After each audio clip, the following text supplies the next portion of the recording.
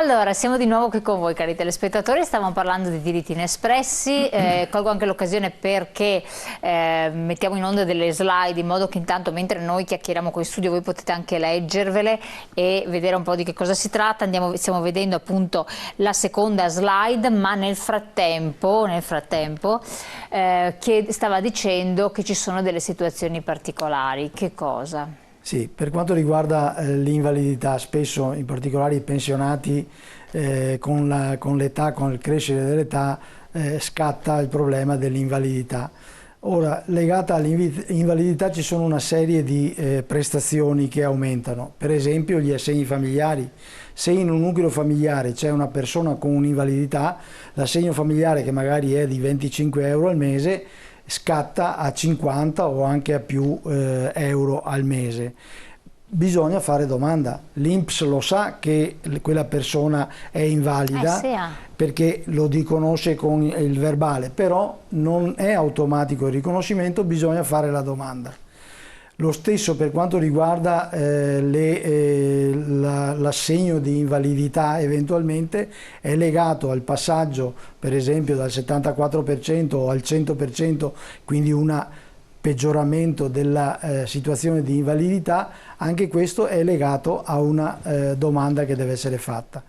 Voglio anche dire, e infatti un attimo interrompo un secondo, quando qua vediamo la slide, perché non sono stati concessi magari, certo. Allora o perché non è stata presentata la domanda di cui stava dicendo, oppure è stata presentata la domanda ma l'INPS per errore non li ha liquidati, altro problema, quindi l'errore dell'INPS che esiste, alla decorrenza della pensione non ricorrevano le condizioni reddituali o di età previste dalla legge di cui parlavamo all'inizio, quindi attenzione perché gli errori ci sono. Bisogna tener conto che con il variare della condizione, l'età che aumenta, l'invalidità che interviene o altre variazioni, queste possono determinare delle variazioni per cui danno diritto a delle prestazioni economiche, e purtroppo il nostro sistema prevede che questi riconoscimenti vengono dati solo se si fa domanda, e quindi è opportuno, necessario realizzare la condizione di passare da un patronato, dal sindacato, dallo SPI, che questo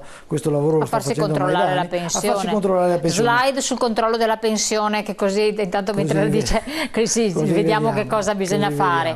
Allora, potrebbero esserci pensionati che hanno diritto a delle prestazioni e non lo sanno, ci diceva appunto il nostro segretario 37.000 euro della signora, adesso lei ci racconterà un altro caso. Su richiesta del pensionato presso le sedi dello SPI CGIL previa prenotazione si può acquisire dall'INPS il modello OBISM, busta paga del pensionato, quindi lo potete fare voi aiutando il pensionato a farlo, acquisire la certificazione unica, quindi non è che uno deve portarsela da casa, che non ce l'ha ma l'acquisisce. Poi lo SPI può effettuare il controllo della busta paga del pensionato verificando i limiti di reddito individuale su richiesta anche coniugale, questa è un'altra cosa importante. Qual è il caso che vi è capitato nel veneziano? Recentemente una signora aveva 13 anni e qualche mese di contributi, è venuta col marito per controllare la pensione del marito. Visto che era nella nostra sede, abbiamo chiesto come mai la signora non aveva la pensione pur avendo lavorato 13 anni e mezzo. Allora ci ha spiegato che ha smesso di lavorare perché ha avuto 3 figli e non ha più potuto riprendere il lavoro. Siamo andati a verificare la situazione previdenziale e purtroppo abbiamo visto che non aveva mai chiesto il riconoscimento delle 3 maternità fuori dalla prestazione lavorativa. Con questi 3 maternità ha superato i 15 anni, abbiamo chiesto il riconoscimento delle maternità e la domanda della pensione, che la signora aveva maturato già da anni, quindi se capitava prima in sindacato avrebbe avuto anche un riconoscimento anteriore. Sono stati riconosciuti gli arretrati degli ultimi 5 anni e ha avuto 34.482 euro. 34.482 euro, bella cifra, dai, una bella soddisfazione anche per voi. Certo, anche per noi sicuramente, perché ripeto, noi continuiamo a dire che ci sono dei diritti inespressi, questa era una delle condizioni che abbiamo verificato. Un signore che tempo fa è venuto prima del lock della chiusura e proprio in questi giorni ha avuto riconoscimento, aveva la pensione sociale perché aveva lavorato 19 anni, 18 anni e 9 mesi e non aveva i 20 anni per poter chiedere la pensione. Abbiamo guardato il suo stato dei contributi e abbiamo visto che non c'era il servizio militare riconosciuto. Abbiamo chiesto, il signore aveva fatto 18 mesi di servizio militare, abbiamo chiesto il riconoscimento, lui aveva per fortuna la copia del materiale relativo al servizio militare. Intenersi il materiale relativo al servizio militare, guai non averlo.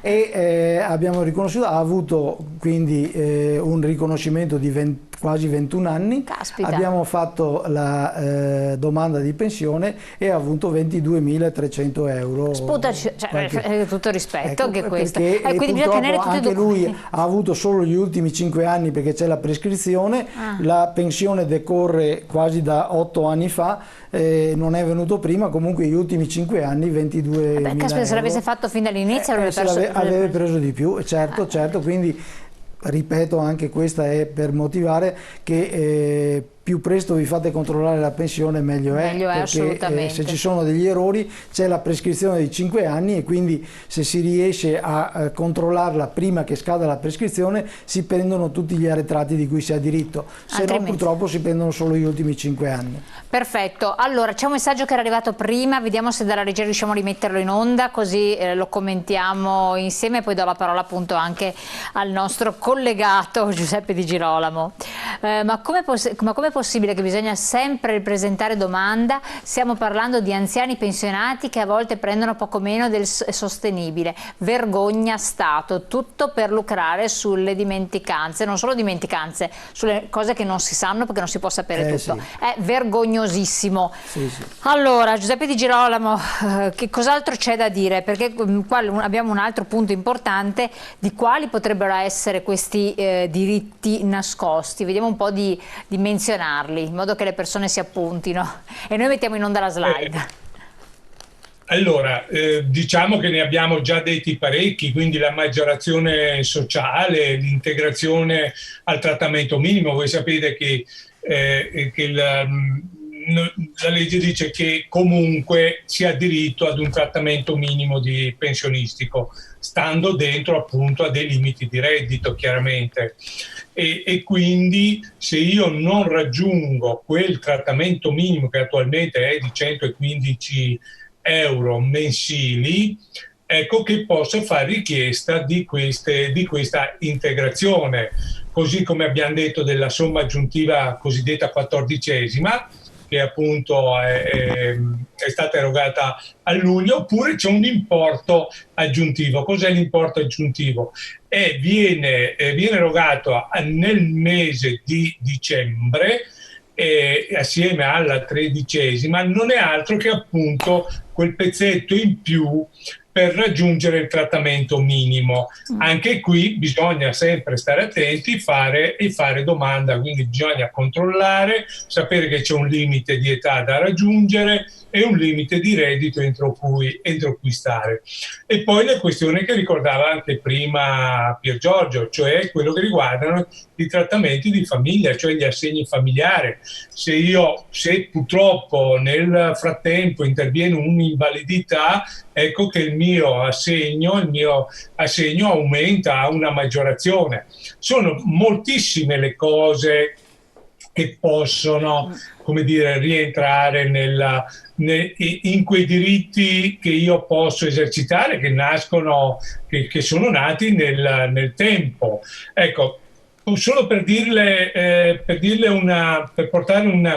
dare un'idea, a Belluno su 356 controlli che abbiamo fatto di pensioni, per prendere un dato, ben 183, quindi più del 50%, sono risultati mancanti di alcune prestazioni.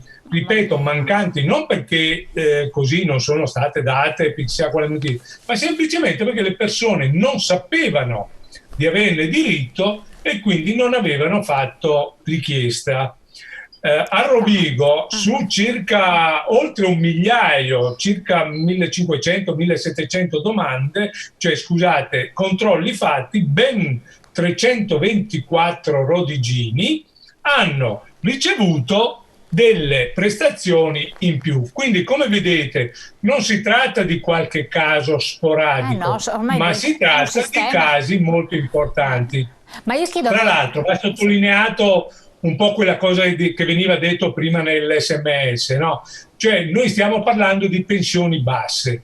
Spesso le pensioni basse sono legate anche a condizioni sociali o a persone molto anziane, e quindi persone che magari vuoi perché non hanno la connessione con internet, vuoi che non hanno tutta una serie di informazioni, spesso sono persone sole e anche, come dire, mancano di un certo tipo di informazioni. Ecco, anche questo è un aspetto di cui noi cerchiamo appunto di tener conto, insomma, quando facciamo queste campagne per portare a conoscenza le persone. Infatti è arrivato un altro messaggio: noi poveri pensionati esistiamo solo per permettere ai politici di parlare delle nostre misere pensioni e fare promesse non mantenute dopo essere stati votati. Che schifo. Ma questo a proposito volevo chiederle, voi che fate tante battaglie per tanti diritti, per tante questioni, per i lavoratori, per i pensionati eccetera, non sarebbe una battaglia lecita con questi dati alla mano, perché ormai credo che negli anni abbiate dei dati spaventosi complessivi di recupero, di mal dato, di mal tolto, di non dato, e quindi altro che semplificazioni, partiamo da questi dati qui, sono soldi che lo Stato ruba sostanzialmente, e fare una battaglia importante credo che la sosterrebbero tutti, no? Trasversale. Allora, noi stiamo chiedendo sempre di più che ci sia una connessione tra le banche dati, perché, come dire, nel momento che io faccio la dichiarazione dei redditi, che sono pensionato, l'INPS è già in grado di poter intrecciare una serie di mie condizioni e quindi sapere in che condizione sono. Quindi noi stiamo portando avanti questa battaglia. Tra l'altro devo dire che purtroppo invece di fare dei passi in avanti spesso facciamo un passo indietro, perché fino a qualche anno fa veniva consegnato ogni anno al pensionato l'OBSEM, quel famoso che almeno cedolino. Uno si verificava a casa, faceva controllare. Esatto. Invece adesso l'INPS, con la spending review di qualche anno fa, non consegna più il cedolino al pensionato e quindi il pensionato ha una ulteriore difficoltà nel sapere qual è la sua condizione. Ecco, queste sono tutte battaglie che noi stiamo continuando a fare e stiamo anche cercando di poter avere una maggiore operatività per poter tutelare al meglio i nostri pensionati. Ecco, questa è un po' la battaglia che noi stiamo facendo e stiamo portando avanti. Dopodiché io dico sempre una cosa: attenzione, venite al sindacato che siamo in grado di potervi controllare le vostre posizioni, non vi costa nulla venire da noi e metterci in condizioni di poter controllare e farvi esercitare quelli che sono i vostri diritti. Questa è la cosa che noi diciamo a tutti i pensionati: sappiate che noi siamo a vostra disposizione, siamo presenti praticamente in quasi tutti i paesi, siamo un po' come i campanili. Basta prenotare e andare a fare una visita. Venite da noi. Perfetto, interrompo un attimo perché abbiamo la pubblicità, quindi noi andiamo in pubblicità pochi secondi, ritorniamo insieme e vediamo altri punti sempre con i nostri ospiti tra poco.